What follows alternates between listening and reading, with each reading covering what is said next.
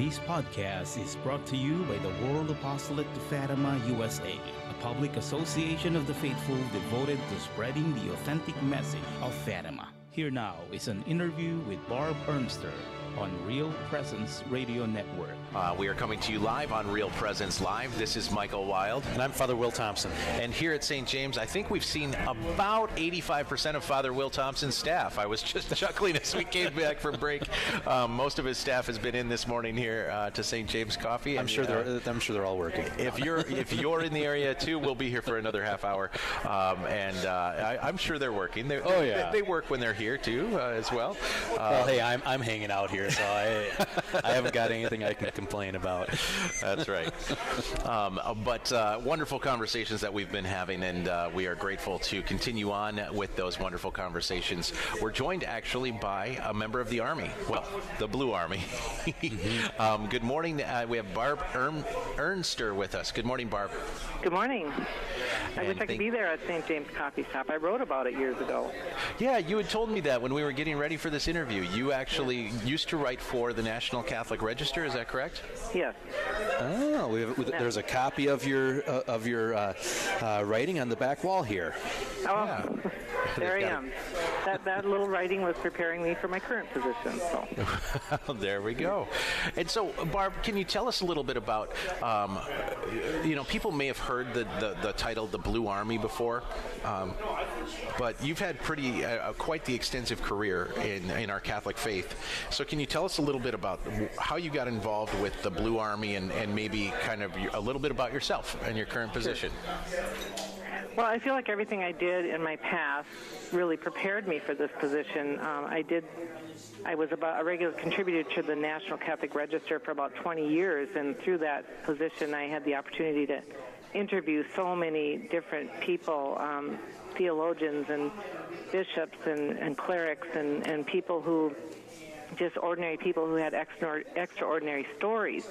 And it really did prepare me for this position with the Blue Army, where I started out as the editor of their magazine, Soul Magazine, and the story was perfect to work on the story of Fatima, because it's ordinary children with an extraordinary story. So what we're doing right now with the Blue Army, it's called the World Apostolate of Fatima now, and the Blue Army was formed in 1947 by two very charismatic leaders, John Haffert and Monsignor Harold Colgan. And they wanted to form a Blue Army of people who would pray and do penance to fight the Red Army of communism. Mm-hmm. And so what we're doing right now is taking this 70-year-old organization and bringing it into the new digital media so that this story can remain relevant to the next generations. Wonderful, and that's very good work that you're doing there. And so the World Apostolate for Fatima is the name of your group, and Blue Army was the former moniker under which it operated, correct? Is that the right way correct. to describe it? Okay. Yes, and we retain the moniker Our Lady's Blue Army because it helps us to give historical context for who we are. And the World Apostolate of Fatima had to change the name in 2005 when it was raised to a public association. There were some member countries who didn't want to use the word army, and so through John Paul II, we came up with the World Apostolate of Fatima. So our organization is the World Apostolate of Fatima USA, and Our Lady's Blue Army is our tagline. And we've heard a lot lately, especially with the 100-year celebration of the apparitions of Our Lady of Fatima. But aside from the apparitions themselves and the devotions that come associated with that, you're really hoping to share a little bit with us more about Mary's message and invitation. So what is that invitation of Mary that came to us from Fatima? Well, Our Lady always comes for a particular reason, and she started appearing more frequently on earth, I would say, with the start of the Miraculous Medal with Rue de Bac to St. Catherine Labouré.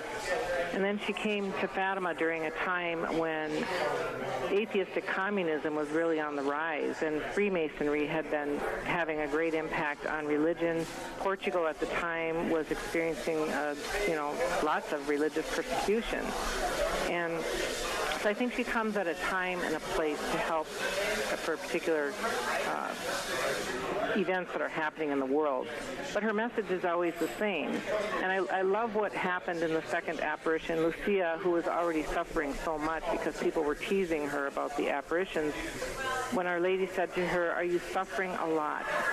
Do not be afraid. I will never abandon you. My Immaculate Heart will be your refuge and the way that will lead you to God." And Lucia always says the message of Fatima is for everyone, and it's an invitation to follow this sure path to heaven, which is through the safety and protection of the Immaculate Heart of Mary. And so what Our Lady is trying to do, she's inviting us deeper into her heart. And one thing that I find very interesting, Lucia, when our founder, John Haffert, went to visit with her in 1946, he wanted to find out exactly what it was that Our Lady wanted of the lay people, because World War II had happened, Europe was devastated, communism was on the rise, and so obviously people weren't hearing what Our Lady had asked. And he said to her, so the most essential part was the rosary. And she said, no. The most essential invitation was from the very first apparition on May 13th when Our Lady said, "Are you willing to offer yourselves to God and bear all the sufferings He wills to send you as an act of reparation for the sins by which He is offended?" And so this was she was asking us to participate in God's plan of salvation for the sake of conversions and salvation of souls. So we're, by our baptismal promise, we are asked as baptized Christians to participate in this and to enter into the spiritual battle that is always going on for souls. And so that was basically what Our Lady was asking. And she prepared she gave these three or four things that she asked us to do that would honor her Immaculate Heart and that would help save souls. And so the one was to offer up your daily offering, to accept what God wills for your life and to be obedient to that will, and to accept, not to be complaining about our things that happen, but to accept them as God's will. And then the second one was the rosary. And Lucia said the daily rosary would help us in that first, to help us accomplish that first request. Mm-hmm. And those other two, you gave us half the list, Barb. We want to hear the other two aspects that she asked of us. Well, the other two were, she later asked for the practice of the first Saturday devotion, which was requested of us to help with the conversion of Russia. And then the fourth one, Lucia said, was to wear the brown scapular as a sign of that consecration to Our Lady. And that came from the final apparition on October 13th when Our Lady appeared as Our Lady of Mount Carmel with the scapular. So Lucia always felt that that was to be the sign of our consecration to this wonderful mother who is the woman clothed with the sun in the Revelations 12. So those are the four things. Sure. God bless you, whoever that was that just sneezed here at St. James Coffee. And we are coming to you live from St. James Coffee. We're speaking with Barb Ernster, and we are so grateful for the work that you do with the Our Lady's Apostolate, Fatima. Excuse me, the World Apostolate of Fatima. And we know that Lucia lived the longest of the children to whom Mary had appeared. And understanding that, there's a cause for Lucia's canonization at this time. And right. You shared with us leading up to this conversation that one of the timing issues has been that her writings need to be reviewed. What's the significance of, many future saints or current saints have had writings that were reviewed. What's the difference with Lucia as opposed to someone like Faustina or other saints? Well, St. Faustina, as you know, her writings were, there was some there were misinterpretations, and I believe they weren't transcribed properly. And so it was John Paul II who helped move that forward. Lucia, they had to go through 60,000 documents of her writing, and the Diocese of Fatima, they had to look through all of this, and I know that the diocesan inquiry is now completed, and it is at the Vatican, but it just takes take so long to delve into all these letters that she wrote, her book that she wrote, Calls from the Message of Fatima. I mean, she wrote to numerous bishops and the popes, and people from all over the world corresponded with her.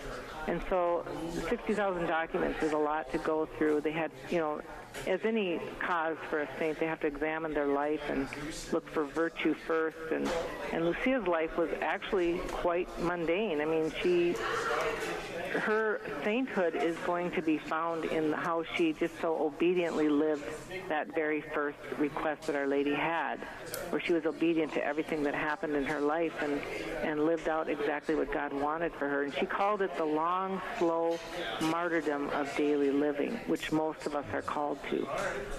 And right now I will say that what's going to be coming out of Fatima, as far as the theologians who study the message, is examining Lucia's writings. And so she's going to become a very important figure going forward.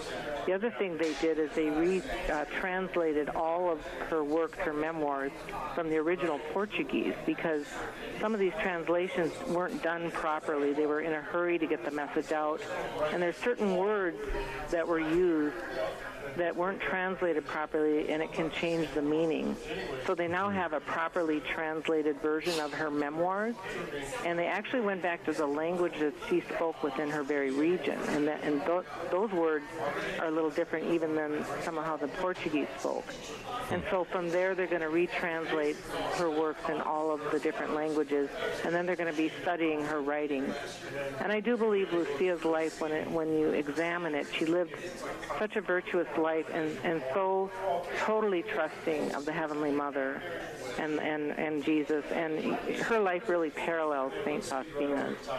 But it's going to take a while because of all the documents that she wrote. Yeah, Barb, you talk about all this that's coming out from Lucia, from her life, her experience, and yet, the apparitions took place just over 100 years ago.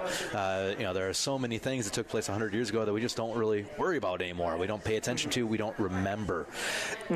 What is there that we can still gain from the apparitions today?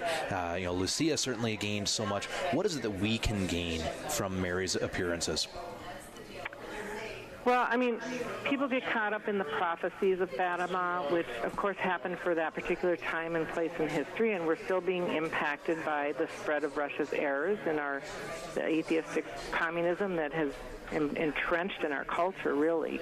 And so we have to go back to what it was Our Lady asked us. I mean, in order to conquer this evil, she asked us to offer up our daily sacrifices, to make a morning offering. And then she taught the children this beautiful prayer to say throughout the day, whenever you have a sacrifice you want to offer, you say, "Oh my Jesus, it is for love of you, for the conversion of sinners, and in reparation for the sins committed against the Immaculate Heart."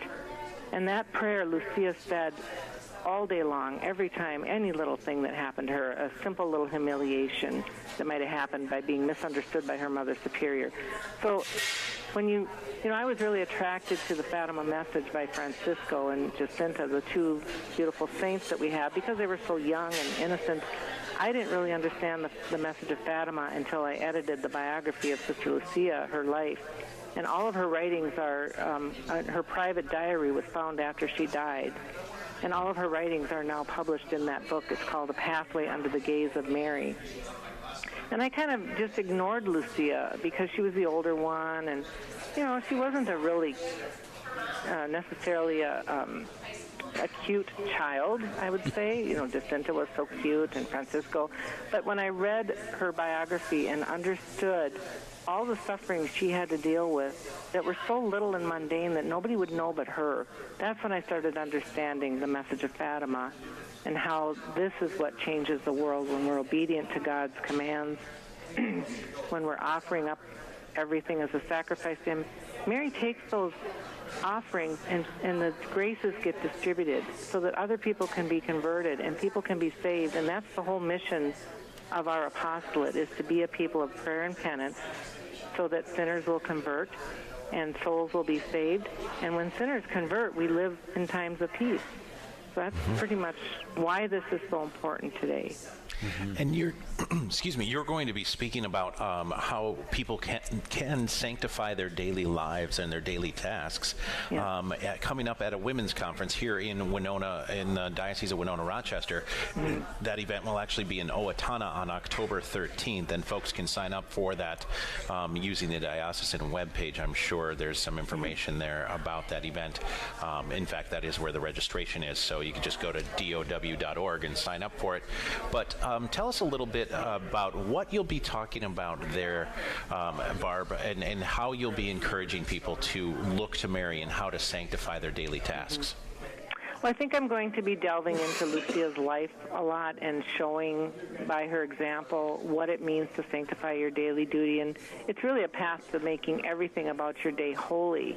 I mean, we look at the saints, and you can read about their lives after they're over, and you see the wonderful things they accomplished. But really, Lucia's life is such an examination of what it's like to live the daily mundane life where, there were extraordinary things that happened in her life.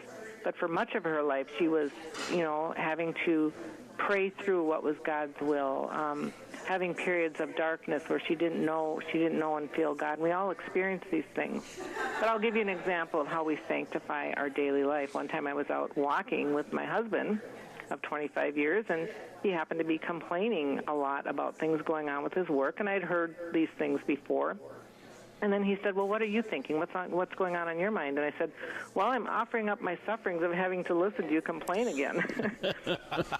So it's those little things we can do to bear patiently with the things that happen in our lives. That's how we sanctify our lives, and that's how most of the saints did it.